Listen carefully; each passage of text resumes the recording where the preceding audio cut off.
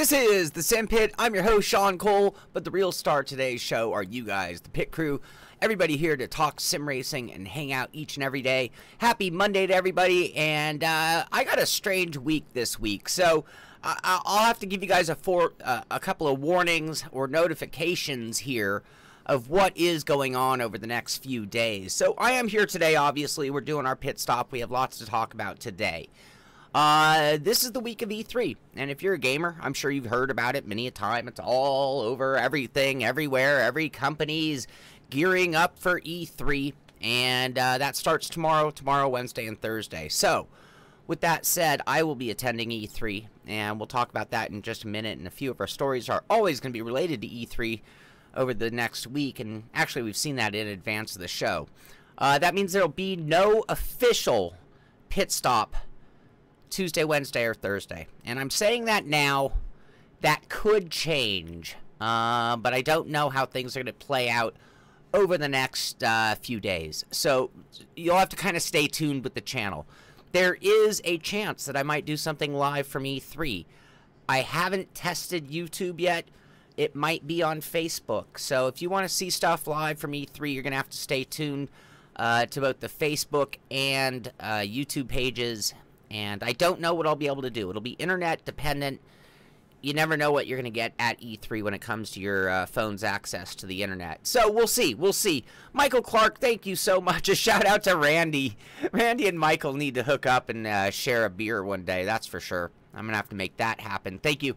By the way, Michael, I was asked by Nietzsche to thank you as well, because I understand you made a very generous donation during the stream, and I think he was racing and couldn't even thank you at the time. So I'm thanking you on his behalf. He's not here yet, but he probably will be here soon. And hey, Steven Dager, how you doing, bud?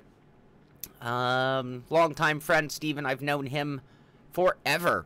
So anyway, back to the E3 thing. So I don't know what I'll be able to do. The other option is for me to fly home as fast as I can and try to get you guys content or footage in the evening. I don't know if I'm going to have the energy to do that. That's why I'm just kind of saying we might be off the air Tuesday, Wednesday, Thursday. But I'm not saying that either. I'm just I'm just making sure that you guys know where we're at and what the circumstances really are going on. Now, E3 is going to be cool. I've gone back and forth on E3 and whether I'm excited or upset about going into E3. In general, it can be quite a nightmare, and they've changed the dynamic of the show.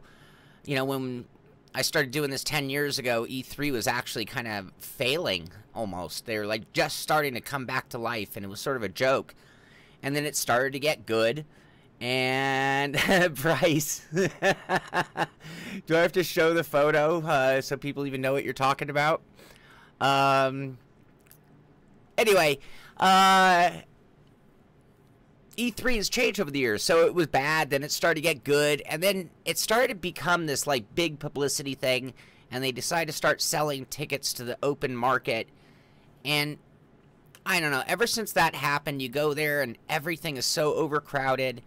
It's not just that it's crowded, it's that it's now harder to get in and actually do the things you need to do because there are that many people. When it was a trade show, a proper trade show, access was easy. Now that it's become open to the public, it's not.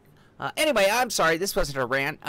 What am I looking forward to? Number one, the biggest thing I'm looking forward to is Assetto Competizione. Assetto Corsa Competizione. That absolutely for me, for our crowd. Hey, Randy, how you doing? Look at Randy and Michael. You guys gotta get together. You guys are great. But yeah, Competizione, we'll see Assetto on the Unreal Engine. We'll get a taste of it. We'll get to make a lap in the hot lap and see if we can win some prizes. Get to meet Billy Strange, who's going to be doing the announcing. And that booth is going to be like the one-stop-fits-all booth, because you're going to have Thrustmaster, Sparco, and Assetto all in one booth. So I'm going to have 3/4 of my show done right there. Go hit a few other booths, and I might not need to Wednesday or Thursday. Who knows? But I'm so far behind, even if I do get ahead of the game on E3, I'll tell you what, it's going to just get me back here working on things I need to work on, like the OSW review and getting ready for this week's racing as well. Yeah, and Billy's on his way. Well, I should have brought that photo up, but it's not mine. But Billy Strange is literally driving from Northern California down here to the population density rich area of Los Angeles. So best of luck in your drive. Drive safe, Billy. And looking forward to seeing you tomorrow. So, all right, news. What do we got? Forza. What are they doing? They're talking E3. Yep, that's right. Forza Horizon 4 arrives on October 2nd. Xbox One, Windows 10, PC, blah, blah, blah. Gameplay stuff starting to come out. They have a trailer. I don't think I have the trailer here, but they have their E3 trailer. And that brings me to my next point of E3. With it not being quite as media strong and more public centric, these companies don't even care at all about just showing you everything that's going to be seen at E3. I mean, if I wanted to cover E3 fastest, I'd sit at home like you and I'd get on YouTube and I'd keep searching for my titles, and I'm going to find everything faster that way than if I actually go to the show and try to cover it for you. So that's unfortunately. Anyway, Forza 4 revealed. It's going to be set in Britain, UK, whatever you want to call it. I don't mean that for a lot of different names for Britain. But that's a cool venue. That'll be a good place to race. There'll be 4 seasons and a lot of details starting to come out about Forza 4. And this is on the heels of us talking about, whatchamacallit, the development company. Come on, Sean. Playground Games. Sorry. Playground Games being potentially purchased by Microsoft. So anyway, Forza Horizon 4 announced. So again, GameStop. This is just everywhere. Forza 4 is the big news in the sim racing gaming genre world of what's going on at E3. So that'll be the other booth that I'm going to have to go wait in a long-ass line for, probably. I'll have to make some phone calls. GT Planet has more on Forza Horizon 4. So again, on the surface, Forza Horizon 4 is the big story in the motorsport gaming world, but me, it's that other booth. The other booth that it'll be fractionally as crowded, unfortunately, you know. This booth here will be a nightmare and a half. So we'll have to see. But anyway, you can buy your own house in Forza Horizon 4, see some cool cars and cool things. So that should be pretty cool. GameIndustry.biz, talking about Playground Games. We just talked about them. So they are the developers behind Forza Horizon. They might be in-house with Microsoft, and maybe this has happened and that's why they're now doing it. But they are hiring 200 people to work on a secret second project. So from I do not have a 20 decibel pad switch on there, CB. But I can turn it down if I am. On my meter, I have not even, I'm a third of the way up into the yellow. But I can turn it down just a touch. So forewarning everybody, I'm going to make a little audio adjustment. I don't see that clipping on my end, but I don't use any that super fancy stuff. Anyway, so who knows? Who knows what Playground Games' other title is going to be? Is it going to be automotive or is it completely different? That'll be something. I know they've been very busy with the Horizon project for many years under the supervision or working for Microsoft, or so turn 10, I suppose you could say. Yorkie guides. I always like letting you guys know about these because Yorkie has cool guides, and those guides often tell you how to do things in various different sims if you just kind of listen for the information. He might be using Project Cars and Project Cars, but all the information on things should be transferable. Now, this week is a little different in that the Live Track 3.0 is, he's talking about the new live track added to Project Cars 2 and how to use it and know what's going on and use it to your advantage versus having it, you know, ruin your setup over time. So having an active track does change it. You can find out from Yorkie Guide. That's at Project Cars 2 Twitter. On Rush, you know, this game's reviews have been really solid. I've read a few reviews and people talk about the gameplay. Obviously, it's not a simulation title. It'd be a diversion type game.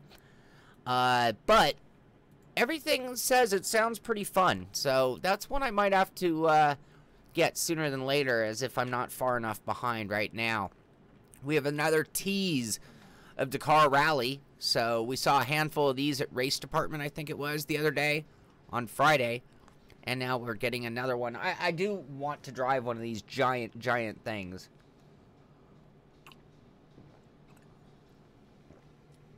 You know, it's all relevant, CB. You know, I'm low tech, high tech here. So and the other thing that you have to keep in mind when you're doing a show like this is a good percentage of my audience are watching on their cell phones. Some of them maybe with earbuds. Some of them maybe not. Some people are watching on television. Some people are watching on their computer with headphones. Some, you know, it's actually really difficult to pick a perfect volume for all cases. I just try to maintain the Simpit consistency, but I did turn it down just a touch, so I don't know if that improved things at all or not. The other is I don't have a pop filter on my microphone. IKEA getting into the gaming world. IKEA, yes, IKEA. You get your in-the-box flat pack. Well, in this case, it's just a sim chair, but there it is, the IKEA sim chair. Only 50 bucks. Wow. Replaceable ass cushions. I thought it was good for a good laugh. And if you want to go even funnier on the laugh, you could look at this, the Jasper video game bench, where you just kind of straddle the thing and lean forward and have a place to prop up your arms. Anyway, it's $69. So a couple ideas. This thing looks scary to me. Anyway, a couple of funny things on a Monday just to give a smile to everybody's face. Yeah, that's one I'll have to look out for, Michael, to see if Dakar is in the building. Spatial, thank you for that. Yes, we are on Twitch as well. And you boycott Sweden. Aw. So Valve, Steam, they went back and forth. They came out and said, hey, we're not going to let any games that, you know, and they had this whole level of wrong games or whatever you want to call it. And it just immediately was going to ass out, excuse me, a good portion of their independent developers who make some games that are, you know, controversial. Games like Active Shooter, and some other games that they had that were even more unpolitically correct than that.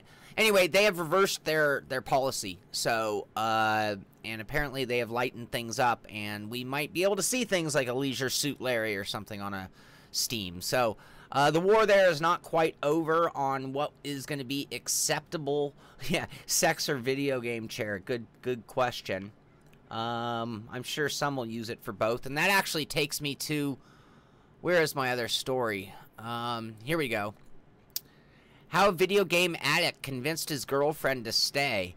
Maybe that chair is the answer. So if you are having girlfriend or wife troubles because you're spending 8-10 hours gaming a day and ignoring her, maybe, just maybe, the sex chair, the Jesper sex video game bench could be the answer to your how you convince your girlfriend to stay argument. Anyway, Valve is going back on that, so everything should be pretty cool, or better there. We talked about G-Rally. This is not G-Rally. This is V-Rally, and I guess this is a popular game released back in '97. The last version was in 2003. Well, I guess they're back. So here we go. This is, do I have a company name even? Big Ben, which is a producer, really, and Kyloton Games are probably the actual makers, with the developers, with Big Ben being the producers. Anyway, so V-Rally is on its way as well. Okay, we're talking that. Thank you, Logically. Thank you, Spatial. I appreciate donations in any way, shape, or form they do come. I mean that. TSA has an article, another one talking about On Rush, steering racing in a new direction. So, You know, we just talked about how some of the reviews are coming. This is one of those articles that I read. That's actually their patting themselves on the back video. Talking about the gameplay being pretty good and it being fun. Obviously, you know, you buy a game like this like you're going to play Wolfenstein. I mean, it's not necessarily a shooter, but no, I'm not going to review the bench. I promise. I promise I won't do that to you. Or only for a joke, perhaps. And one of the biggest disappointments in my recent gaming testing, and I hate to say it like this, but I just, you know, call it like I see it, but was the game Furdashi, the drifting game. Huge letdown. I was looking forward to getting into a drifting game that was going to be fun, and I'm like, oh, this will be cool for at least a Monday Fun Day type thing. Anyway, there is a new one called Drift Tuner 2019, and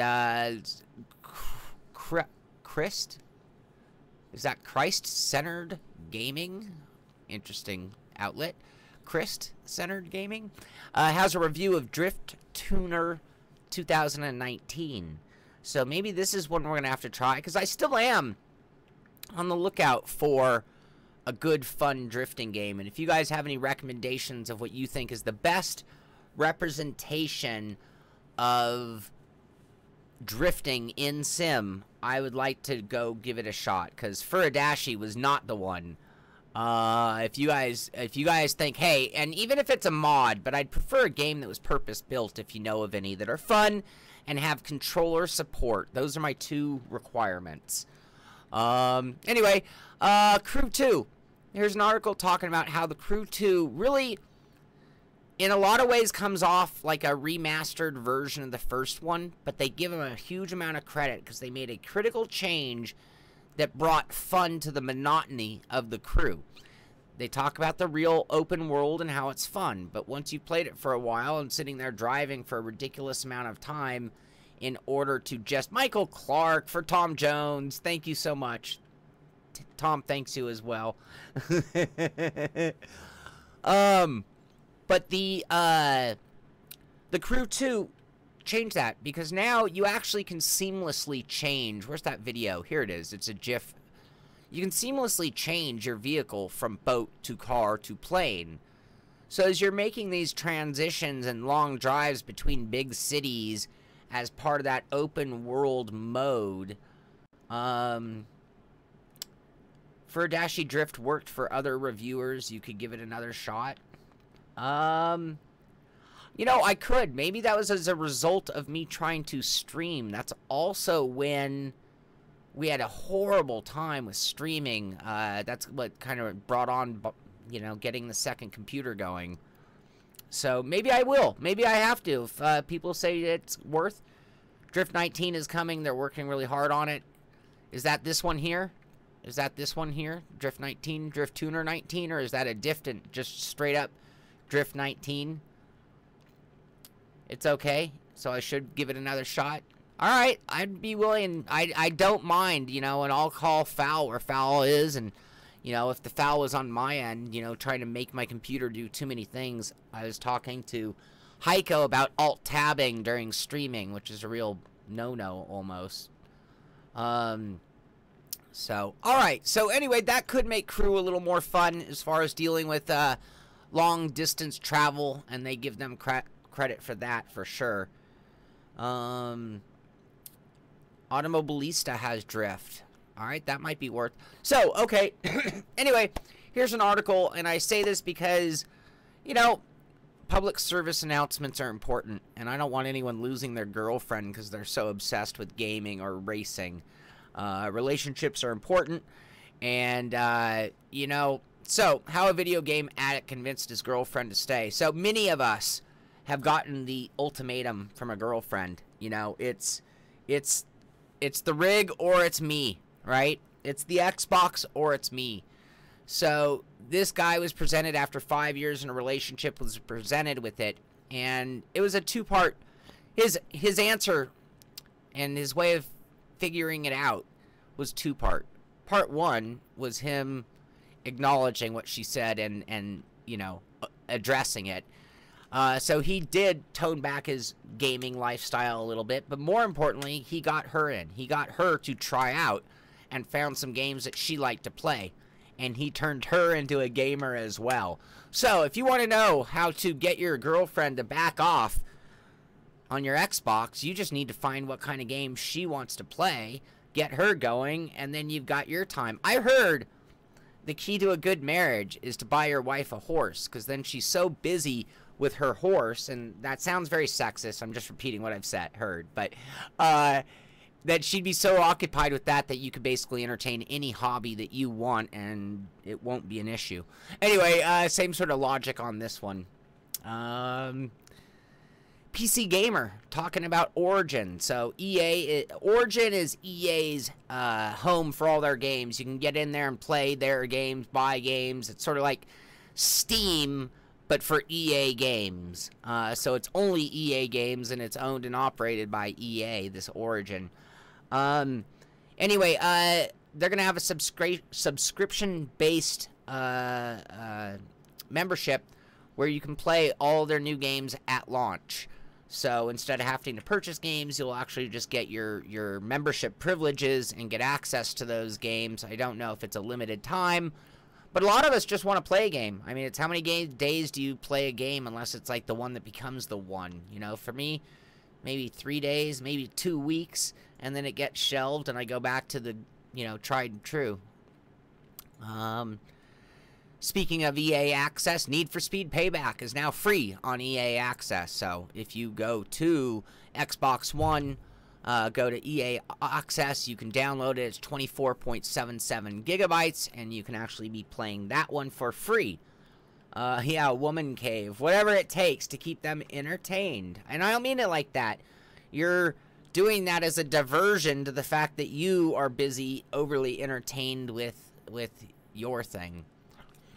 I would almost, for streaming's sake, buy a pair of these Sonic shoes just because it would be funny for streaming. But turns out they're going to be 130 bucks. So anyway, the Eggman red version, $130 in red. Anyway, I was actually kind of thinking of buying the fuzzy ones just as sort of a joke and start racing with my Sonic the Hedgehog shoes. But at $130, that's not so funny. So anyway, now you can know if any of you guys are sneaker fans and need to have your Sonic shoes. There you go. This is cool. So this PC is the size of a damn credit card, as PC Gamer puts it. In your hand, that's the size of one of my little portable hard drives. What that is basically an emulation machine. They call it the Raspberry Pi. And with that, you can do emulation type games. So a lot of people do emulators and play like Donkey Kong on their cell phone. This is a way of playing your emulator on your big TV. And it basically is just an interface in a box that allows you to do that. Kind of a cool concept and easy way to do some mobile gaming. Like if you're on the road a lot and living out of hotels, that would be a great option. Instead of having to take a laptop or take your entire Xbox with you. Here's an article at True Achievements talking about Mantis Burn. And not that I really wasn't even going to mention this, other than the other day on Friday, I think it was, it might have been Thursday, we talked about the top 20 Xbox games ever made, and this was on the list. So I figured with that being on the list, maybe it's worth checking out. So here's an article here at True Achievements if you want to find out more about Mantis Burn Racing for the Xbox. What else? Lots going on. E3, this is Sparco. Driving Italia has an article talking about Sparco being at E3. They're going to be at that one booth, that multi-booth. I have mixed feelings on the multi-booth idea. I mean, it's like, wow, everything else gets like a whole room dedicated to it in some case of games, but sim racing, we have to like lump 3 together in order to take up one booth. But anyway, this is one of the booths that I will be at, that Sparco Thrustmaster Assetto Corsa Competizione. Yeah, I wonder if they're going to let me drive in some gloves. I met the guys from Sparco last year at E3. And, yeah, you can see the results of that. I've yet to test a Sparco rig. Okay, so Motorsport.com, which I haven't gone there in a while, but for a while it was one of my favorite websites in auto racing in general. I love the photography and stories that were there.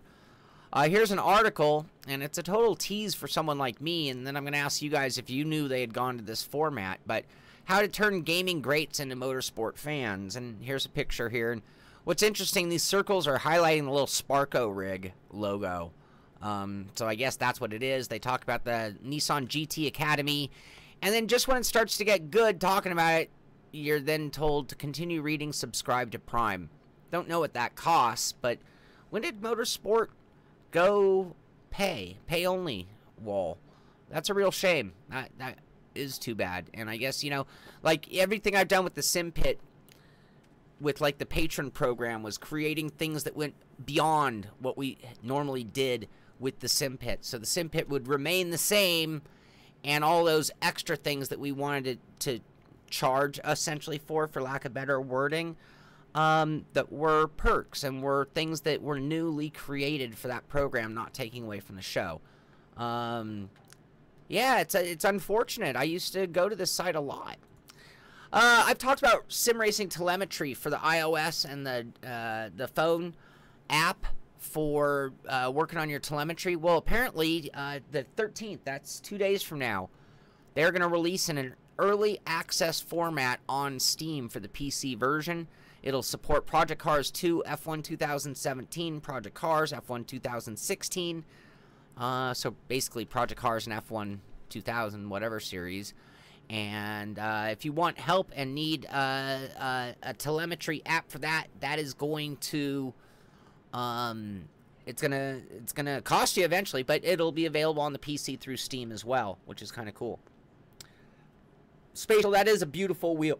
I haven't that's like the only Thrustmaster wheel rim I haven't actually held in my hand. Yeah, pay only. The new name of Dave Blair's channel has not... Very funny, Jamie. Well played. I'm putting the list together and getting that to the crew. I'm a little behind. But we're going to get the voting on that going very quickly here.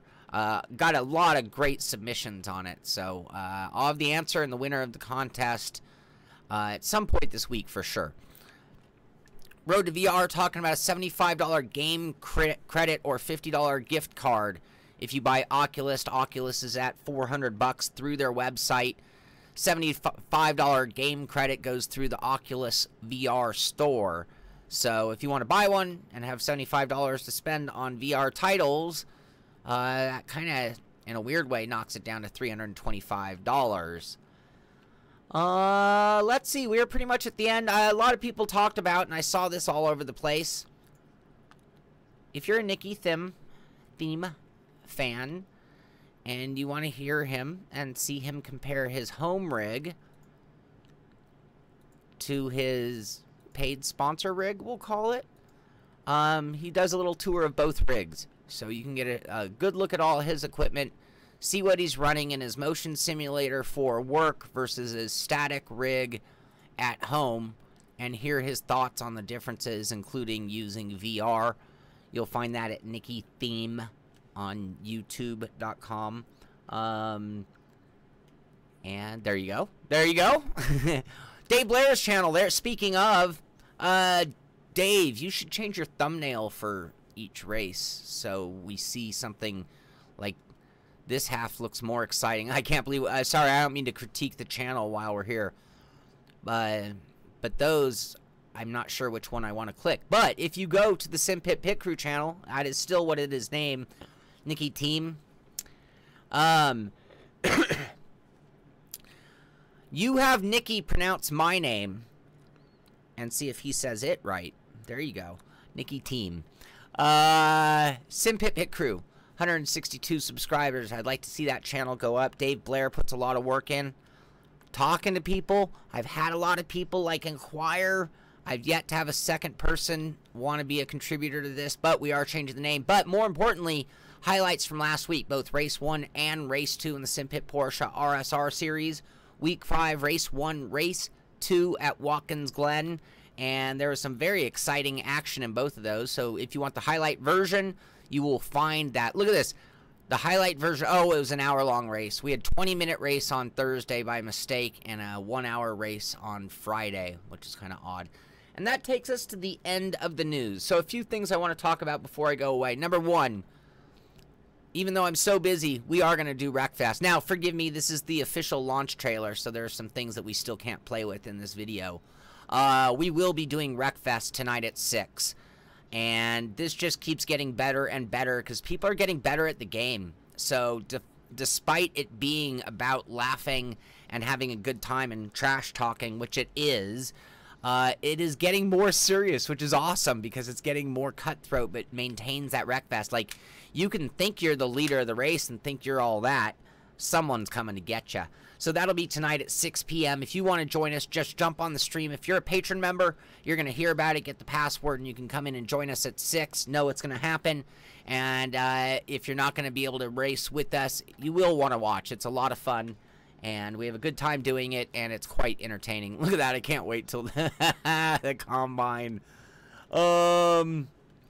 Anyway, and then lastly, I've been asking you guys to send me your efforts. Spatial here in the chat, thank you so much. He did throw down the gauntlet. So, he ran a 3:16.980 in the Porsche 917. I went to run it, and I didn't have that DLC ready to go, so I didn't have time, and I ended up doing something else. But, see if you can beat Spatial. See if you can beat Mr.